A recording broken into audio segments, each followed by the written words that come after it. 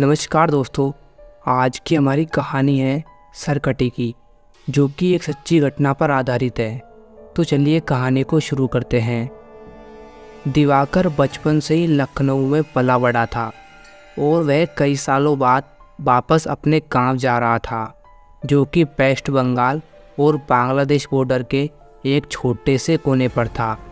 इससे पहले वह अपने गांव सिर्फ बचपन में गया था, लेकिन अपने पेरेंट्स के मरने के बाद अब उसके परिवार में सिर्फ उसकी नानी थी, जिन्हें वह अपने साथ लखनऊ ले जाने के लिए गांव आया था।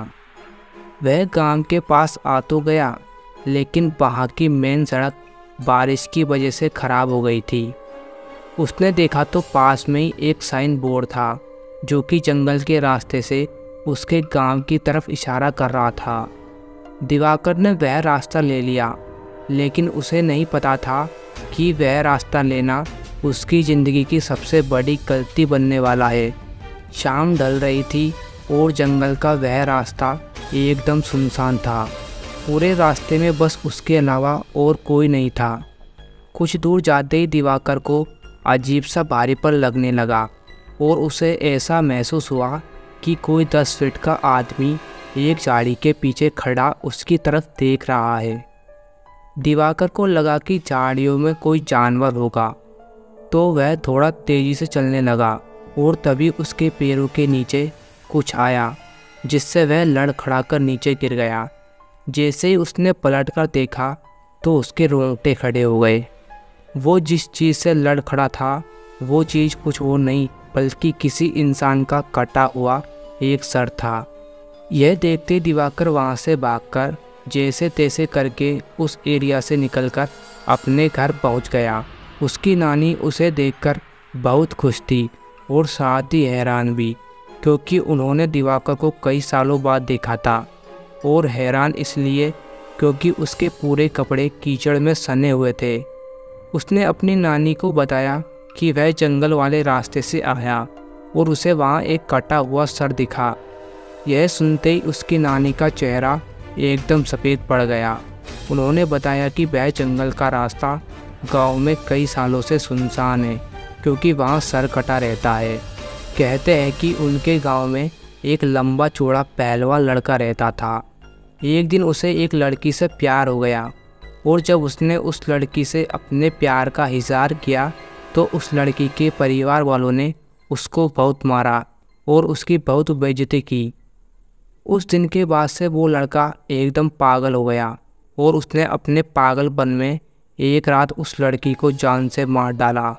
उस लड़की के परिवार वालों ने उसे यह करते हुए देख लिया और उस लड़के को जंगल में ले जाकर उसका सर काट दिया। उन्होंने उस लड़के के सर कटे शरीर को उसी जंगल में छोड़ दिया और कहते हैं कि तब से सर कटे की आत्मा अभी भी उस जंगल में भटकती है और वह अपने बदले की आग में चलता रहता है। कहते हैं कि अगर वह किसी को एक बार दिख जाए तो वह उसे भी मारकर सर कटा बना देता है। दिवाकर यह कहानी सुनकर चौंक गया था, लेकिन उसे इस कहानी पर विश्वास नहीं था। उसने अपनी नानी को कहा कि जो उसने जंगल में देखा वह कोई आत्मा नहीं थी, बस एक मरे हुए आदमी का सर था। उसके बाद वह नानी के साथ खाना खाकर सोने चला गया। जैसे ही आधी रात हुई, दिवाकर को सोते हुए ऐसा लगा कि जैसे कोई धीमी सी आवाज़ में उसे पुकार रहा है। उसने उठकर देखा तो उसके कमरे में कोई नहीं था।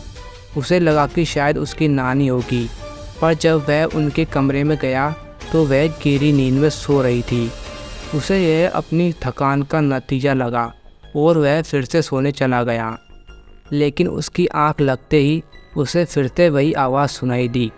दिवाकर ने देखा कि वो उसी जंगल में है और उसके ठीक पीछे एक 10 फुट लंबा आदमी खड़ा है और उसके हाथ में उसका कटा हुआ सर है। वही भयानक सड़के मांस वाला कटा सर जो उसे रास्ते में दिखा था। वो सर अब दिवाकर से मदद मांगने लगा और उससे कहने लगा कि क्या दिवाकर उसका सर उसके शरीर पर वापस जोड़ सकता है। और मदद मांगते ही वह सरकटा बहुत ही भयानक तरीके से हंसने लगा और अचानक दिवाकर की नींद खुल गई। लेकिन जैसे ही दिवाकर की आँख खुली वो कटा सर उसके ठीक सामने उड़ रहा था और वो कटा सर वैसे ही भयानक तरीके से हंस रहा था।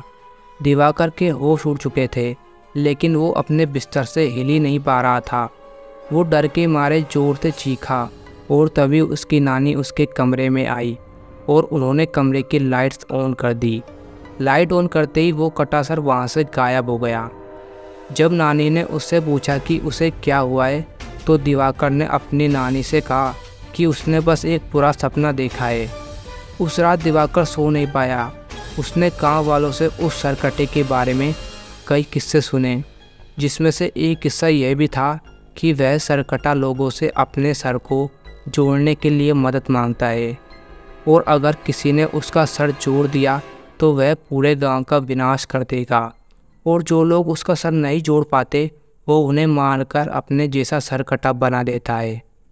उस रात जब दिवाकर अपने कमरे में सोने के लिए गया तो उसने देखा कि खिड़की के बाहर एक अजीब सा लंबा सा आदमी शॉल ओढ़े खड़ा है। वह देखते दिवाकर घबरा उठा। अचानक से उसका दम घुटने लगा। उसने देखा कि उस सरकटे का सर उसके ठीक पीछे है और वह अपने बालों से उसका गला दबा रहा है।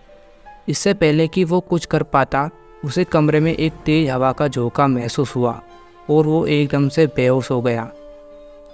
कुछ देर बाद जब दिवाकर की आंख खुली तो उसकी नानी उसके सामने थी।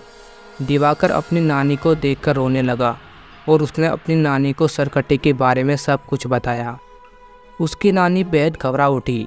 दोनों ने डिसाइड किया कि वह सुबह होते ही उस गांव को छोड़ देंगे। उसकी नानी दिवाकर के कमरे में उसके साथ ही लेट गई, लेकिन कुछ ही पलों में जब नानी की आंख खुली तो दिवाकर बेड पर नहीं था। उन्होंने पूरे घर में उसकी तलाश की, लेकिन वह कहीं नहीं मिला। दिवाकर की नानी बहुत ज़्यादा घबरा गई, क्योंकि उन्हें डर लगने लगा था कि कहीं सरकटा उसे ले तो नहीं गया। उन्होंने गांव वालों से मदद मांगी और वे सब उसे ढूंढने में लग गए।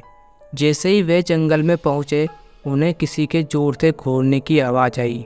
तब उन्होंने देखा कि दिवाकर एक बड़ी सी तलवार लेकर खड़ा है।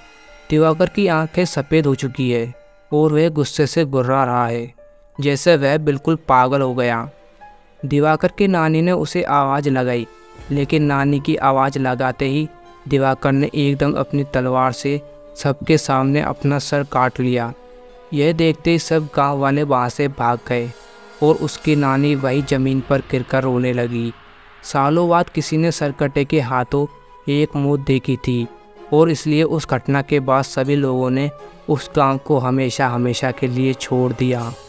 कहते हैं कि बंगाल में उन जंगलों में अब एक नहीं बल्कि कई सरकटे भटकते हैं। तो दोस्तों, आपको यह कहानी कैसी लगी कमेंट में ज़रूर बताएं और ऐसी मज़ेदार कहानी देखने के लिए हमारे चैनल को सब्सक्राइब ज़रूर करें।